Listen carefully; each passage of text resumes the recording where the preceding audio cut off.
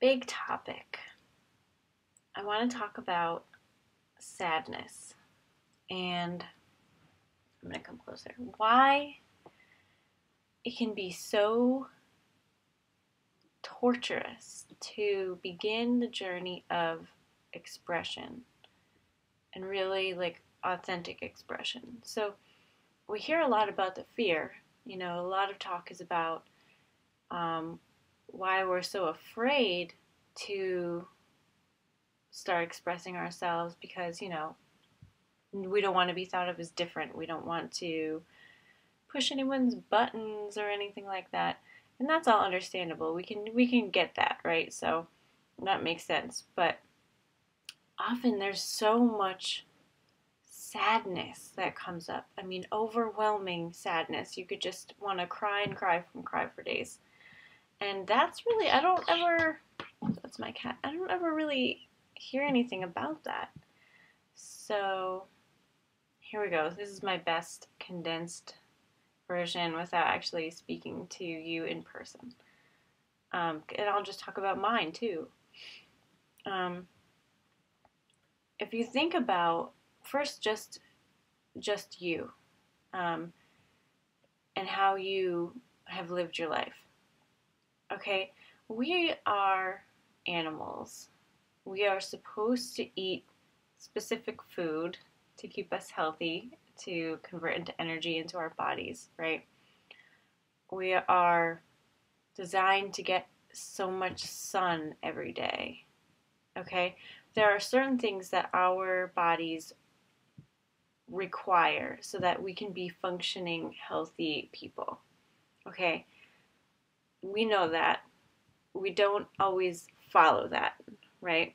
We're not healthy psychologically. We're not healthy with our diets. We're not healthy with our exercise. There are things that we do that are incongruent with what our species, with our bodies requires. And now, none of this is a judgment. This is just how I see things and where our sadness comes from. Me too.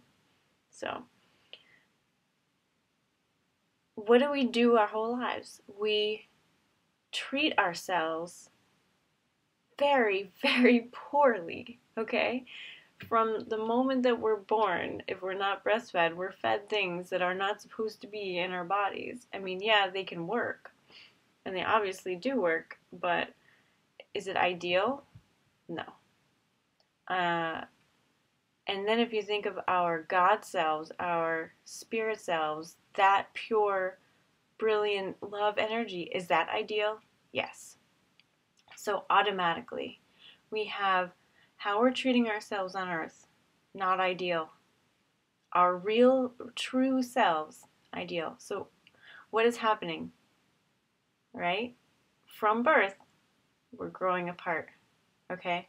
We're treating ourselves differently than what we actually are, okay? So we're not upholding our true value pretty much in any way, okay? We grow up, obviously our parents really take care of us until we're able to take care of ourselves. But even in puberty, girls really suffer a loss of self-esteem in puberty that doesn't really get recovered very fast. So there's a lot of self-mutilation, psychologically, physically, bad things we do to ourselves. Very bad things. I mean, if you thought about what we do to ourselves, if we were to do that to an animal, to our pet, we would be put in jail. We are so abusive to ourselves. What do you think about yourself on a daily basis? Do you ever have negative thoughts like, oh, I'm so stupid, I should have brought the trash out yesterday? Or, oh, I'm having an awful hair day. As I was fluffing up my hair before I made this because it's 11 o'clock at night. It's the stupidest stuff. But we do it. Is it real? No. No. No. I'm God. Part of God. Do I care what my hair looks like? shouldn't. Do you care what my hair looks like? Maybe. I don't know. But probably not. You know? Are we fat? Are we thin? Can you see my panty lines in my pants? I mean, we torture ourselves. And I'm laughing, but it's really not funny. And so we do all this stuff for 30 years, 40 years, 50 years.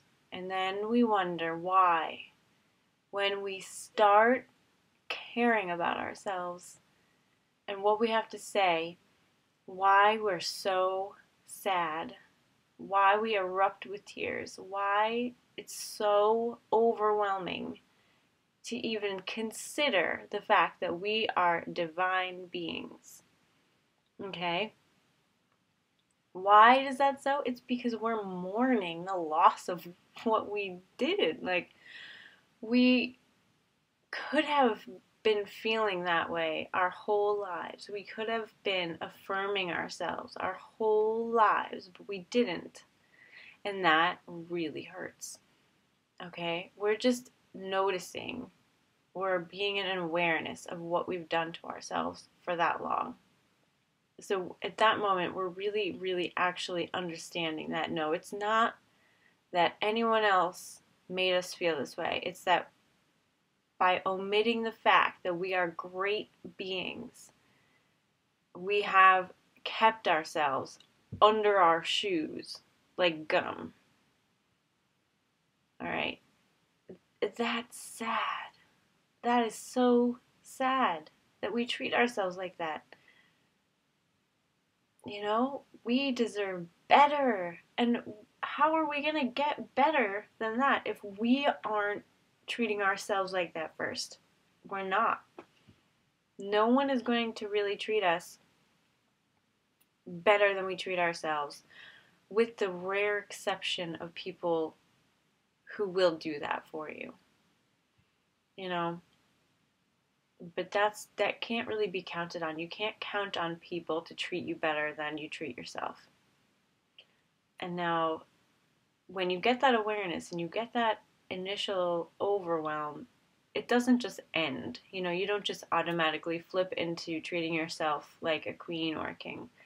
Sometimes it can happen. I mean, I've been through stages where that serious flip has occurred, but it doesn't really last. I mean, you still have to go through the release and the healing. So, and it's just, you know, it's like one of my favorite people, Michelle Mache, describes it as a spiral. So here is an issue. We'll hit it a bunch of times, the same thing, but we'll come at it from a different perspective each time. So if you think you've healed something, just wait until you come back around and it'll be there and you'll look at it from a different angle and then you can heal it some more. So don't be discouraged if you're finally stepping out, you're finally coming into your own, you're feeling good, and you're feeling confident, and you know, you're caring less about what other people think, and then all of a sudden you're like, whoa, you know, this is crazy. I'm so upset. I just want to be in bed for a week and cry. Go for it. Cry. Cry. I mean, coming into the realization of that self-torture, of that self-disregard, I mean, that's huge. It's huge. You know? So take your time. I'll let you. I give you permission to take your time and to heal and to, you know, get a big fluffy blanket and just lay under it for a little while, you know? I mean, don't, you know, revel in the pity, but you do deserve time to understand what's happened to you and what you've done and how to correct it. And, you know, it's not so easy to be human. So you need all the support you can get. And I'm here if you need more, okay? So as always, email me if you want. It's rachel@sephirus.com. You can visit me at shiftingpastimpossible.com. And I wish you the best on your journey, and take care of yourself and treat yourself well, okay? Bye. Lots of love.